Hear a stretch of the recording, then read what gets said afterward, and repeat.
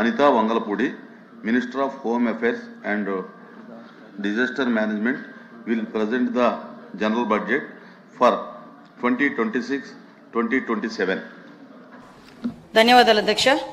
గౌరవనీయుల అధ్యక్ష, గౌరవ ముఖ్యమంత్రి గారికి, గౌరవ ఉప ముఖ్యమంత్రి గారికి, అదేవిధంగా గౌరవ సభ్యులందరికీ కూడా పేరు పేరు నమస్కారాలు తెలియజేసుకుంటూ 2026-27 ఆర్థిక సంవత్సరానికి బడ్జెట్ ప్రతిపాదనల్ని ఈ గౌరవ సభ ఆమోదం కోసం ప్రవేశపెడుతున్నాను. ఈ బడ్జెట్ ఒట్టి జమా ఖర్చుల లెక్క మాత్రమే కాదు, 5 కోట్ల ప్రజల ఆశలు ఆకాంక్షలు నెరవేర్చేందుకు ఉద్దేశించిన రోడ్ మ్యాప్ ఇది. వరుసగా 3వసారి బడ్జెట్ సమర్పించడం నాకు దక్కిన అపూర్వమైన గౌరవంగా భావిస్తూ ఈ అవకాశం ఇచ్చిన ముఖ్యమంత్రి చంద్రబాబు నాయుడు గారికి సర్వదా కృతజ్ఞతలు తెలియజేసుకుంటూ, మా దృష్టిలో బడ్జెట్ అంటే కేవలం పద్దుల ప్రకటన కాదు, ఇది అంకెలకు అతీతం. రాష్ట్ర అభివృద్ధి, ప్రజా సంక్షేమాలని జోడెద్దుల బండిలా పరుగులు పెట్టించాలన్న మా దృఢ సంకల్పాన్ని బలంగా చాటి చెప్పే ఒక ప్రకటన. ఈ బడ్జెట్ సాగునీటి కోసం ఎదురుచూసే రాయలసీమ రైతుల కలల్ని సాకారం చేసేది, అవకాశం కోసం ఎదురు చూస్తున్న శ్రీకాకుళం జిల్లాలోని యువ పట్టభద్రులకు గుండె నిబ్బరాన్నిచ్చేది, భవిష్యత్తుపై కొండంత ఆశతో కుటుంబాన్ని నడిపిస్తున్న నెల్లూరు జిల్లాలోని గృహిణికి భరోసానిచ్చేది, కోస్తాంధ్రలోని మహిళా పారిశ్రామికవేత్తల్లో స్ఫూర్తిని నింపేది. దీనిలో ప్రతిపాదించే ప్రతి రూపాయి రాష్ట్ర ప్రజల ఆశలు ఆకాంక్షల్ని సాకారం చేసేందుకు ఉద్దేశించింది. గత ప్రభుత్వ విధ్వంసకర పాలన చేసిన లోతైన గాయాలు, మిగిల్చిన చేదు అనుభవాలు మనం ఏం చేయకూడదో నిరంతరం గుర్తు చేస్తున్నాయి. గత ప్రభుత్వ దుష్ట పరిపాలన వల్ల రాష్ట్రానికి జరిగిన భారీ నష్టాన్ని, ఆర్థిక విధ్వంసాన్ని గమనంలో ఉంచుకొని 2024 సంవత్సర బడ్జెట్ ప్రవేశపెట్టాను.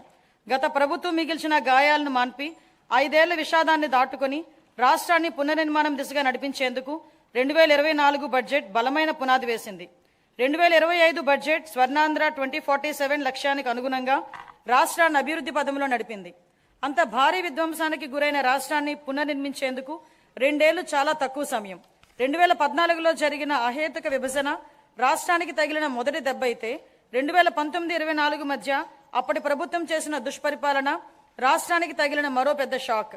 గత ప్రభుత్వం చేసిన ఆర్థిక విధ్వంసం, అపసవ్య విధానాలు, పాలకుల అసమర్థత రాష్ట్రాన్ని మరింత ఇబ్బందుల్లో కూరుకుపోయేలా చేశాయి.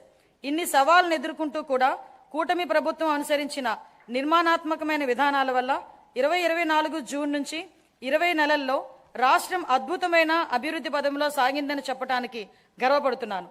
ఇప్పటి వరకు మనం ఏం సాధించాం, ఇప్పుడు ఎక్కడున్నాం, ఇంకా చేయాల్సిందేంటి అన్న అంశాన్ని కూలంకషంగా మదింపు చేసుకొని ఈ బడ్జెట్ రూపొందించాం. అటు ఉత్తరాంధ్ర నుంచి ఇటు రాయలసీమ వరకు ప్రజల జీవితాల్లో గొప్ప మార్పు తేవడం ఈ బడ్జెట్ ఉద్దేశం, మా లక్ష్యం. కేవలం కాగితాలపై కనిపించే వృద్ధి లెక్కలు కానే కాదు, అభివృద్ధి సంక్షేమ ఫలాలని క్షేత్రస్థాయిలోని ప్రజలకు అందేలా చేసి వారి జీవితాల్లో వెలుగులు చూడాలన్నదే మా తపన. విధ్వంసం నుంచి వికాసం దిశగా 2024 జూన్ నుంచి ఇప్పటి వరకు సాగిన అభివృద్ధి ప్రయాణం నిజంగా అద్భుతం. 2024-25లో అధికారంలోకి వచ్చిన మొదటి సంవత్సరంలోనే ఆర్థిక వ్యవస్థను మళ్లీ గాడిలో పెట్టాం. 2019-24 మధ్య 10.3% పడిపోయిన ఆర్థిక వృద్ధి రేటును 2024-25లో 11.7% పెంచాం. 2025-26లో ఎదురైన అనేక భౌగోళిక ఆర్థిక అనిశ్చితులు సృష్టించిన ప్రతికూల ప్రభావాల వల్ల ప్రపంచ ఆర్థిక వ్యవస్థ ఆటుపోట్లు ఎదుర్కొంది. కానీ భారత్ మాత్రం స్థిరంగా నిలబడింది. జమ్మూ కాశ్మీర్లో అమాయకులైన పర్యాటకుల్ని పొట్టన పెట్టుకున్న ఉగ్రవాద మూకలకు ఆపరేషన్ సింధూర్తో భారత ప్రభుత్వం గట్టి జవాబునిచ్చింది. ఉగ్రవాదం, భౌగోళిక రాజకీయ అనిశ్చితులు, శుంకాల యుద్ధంతో తలెత్తిన ఉద్రిక్తతలను భారత్ చలించిందని ప్రధాని నరేంద్ర మోడీ నాయకత్వం ప్రపంచానికి బలమైన సందేశం ఇచ్చింది. భారతదేశానికి లభించిన గొప్ప వరం మోదీ నాయకత్వం. ఆయన నాయకత్వం భారత్ను శక్తివంతంగా తీర్చిదిద్దింది, ఆత్మవిశ్వాసంతో తలెత్తుకు నిలిచేలా చేసింది. ఆయన ఈ రోజు భారత్ను ప్రపంచ వేదికపై సగర్వంగా తలెత్తుకునేలా చేశారు. కాబట్టే యావత్ జాతి మోదీ నాయకత్వానికి అండగా నిలబడింది. బులంద్ భారత్ కి బులంద్ పెహచాన్ హై మోడీ. భారత్ ఎట్టి పరిస్థితుల్లో తన ప్రయోజనాల విషయంలో రాజీ పడబోదని ప్రపంచానికి అర్థమైంది. ప్రపంచంలో అనేక అస్థిర పరిస్థితులు ఉన్నప్పటికీ ప్రధాని నరేంద్ర మోడీ నాయకత్వంలో భారత్ 8% వృద్ధి రేటు సాధించి సత్తా చాటింది. భారతదేశంతో పాటు ఆంధ్రప్రదేశ్ కూడా ప్రపంచ వేదికపై వెలుగులీనుతుంది. విశాఖపట్నంలో ఏఐ డేటా సెంటర్ ఏర్పాటు చేయాలన్న గ్లోబల్ ఐటీ దిగ్గజం గూగుల్ నిర్ణయం ఒక్కసారిగా ప్రపంచ దేశాలన్నీ ఆంధ్రప్రదేశ్ వైపు తలెత్తేలా చూసేలా చేశాయి. దాన్ని బాహుబలి ఒప్పందంగా పేర్కొనవచ్చు. ప్రపంచ పెట్టుబడులకు గమ్యస్థానం ఆంధ్రప్రదేశ్ అని ఆ ఒప్పందం రుజువు చేసింది. గౌరవ ముఖ్యమంత్రి చంద్రబాబు నాయుడు గారి సమర్థ నాయకత్వం మరియు యువ నాయకుడు గౌరవ మంత్రివర్యులు శ్రీ నారా లోకేష్ గారి విశేష కృషి వలన ఇది సాధ్యపడింది. ఇదే కాదు, రాష్ట్రంలో పెట్టుబడులు వస్తున్నాయి, ప్రభుత్వంపై నమ్మకం పెరిగింది అంటే అది గౌరవ ముఖ్యమంత్రి గారి దార్శనిక పరిపాలన మరియు గౌరవ ఉప ముఖ్యమంత్రి శ్రీ పవన్ కళ్యాణ్ గారి విశ్వనీయ భాగస్వామ్యం వల్లనే సాధ్యమైంది. ఈ మార్పుకి సారథులు మన రాష్ట్ర ప్రజలేనని మేము బలంగా నమ్ముతున్నాం. 2024 జూన్లో రాష్ట్ర ప్రజలు ఎన్డీఏకి కనీ విని ఎరుగని రీతిలో ఘన విజయం కట్టబెట్టినప్పుడే ఈ మార్పు మొదలైంది. ప్రజలు మాకు వేసిన ప్రతి ఓటు వెనకాల వారి ఉద్దేశం బలంగా ప్రస్ఫుటమైంది.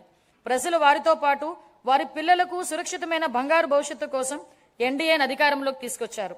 గత ప్రభుత్వం పారిశ్రామికవేత్తల్ని, పెట్టుబడిదారుల్ని రాష్ట్రం నుంచి తరిమివేసింది. 2019-24 మధ్య అప్పటి పాలకుల నుంచి ఎదురైన చేదు అనుభవాలతో పెట్టుబడిదారులు రాష్ట్రానికి రావాలంటేనే భయపడిపోయారు.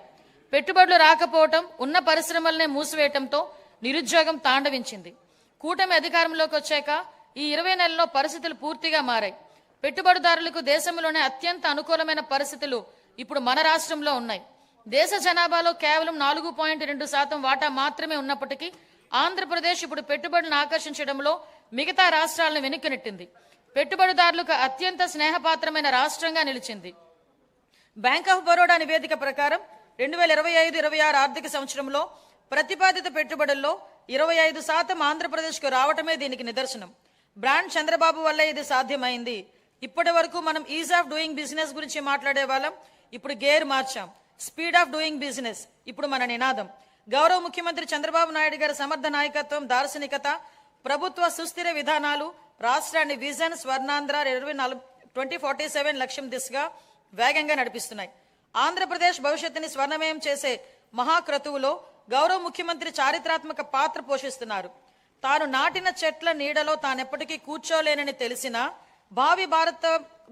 భావి తరాల కోసం చెట్లు నాటే వ్యక్తే జీవితం యొక్క నిజమైన విలువలను అర్థం చేసుకున్నవాడు అన్న విశ్వకవి గురుదేవులు శ్రీ రవీంద్రనాథ్ ఠాగూర్ మాటల్ని ఇక్కడ నేను ఉటంకిస్తున్నా.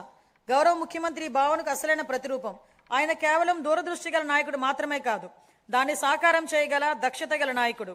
తన దార్శనికతో అమలు చేస్తున్న విధానాలు భావితరాలకు మేలు చేస్తాయన్న దృఢ విశ్వాసంతో వాటి సాధనకు అహర్నిశలు నిస్వార్థంగా కృషి చేస్తున్న గొప్ప నాయకుడు ఆయన. సమాజ క్షేమం కోసం 365 రోజులు అవిశ్రాంతంగా ఒక తపస్సులా ఆయన పనిచేస్తున్నారు.